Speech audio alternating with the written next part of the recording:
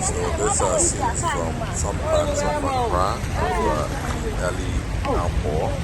This is the Achimota stretch to Bokwase. This currently is around the Tantra Hill Haifa stretch on the main Accra Kumasi Road, and it's all flooded. These are also some parts of Dansoma, also flooded after the downpour this morning. In fact, the rains are still pouring now. It began raining in some parts of Accra at dawn.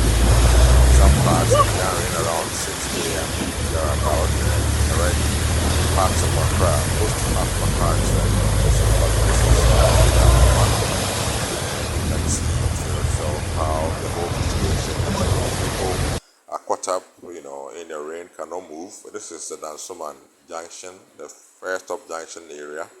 You can see it for yourself. It's super flooded. And these are some of the shots of some of the places in Accra that have come up worse after this morning's downpour. And so Accra, as always, perennial flooding whenever it rains because of how poorly planned locality or our suburbs are. Plus also most of the gutters being choked with dirt, rubbish by ourselves. Flooded is almost always with that. So these are parts of Accra flooded after the downpour this morning. Right.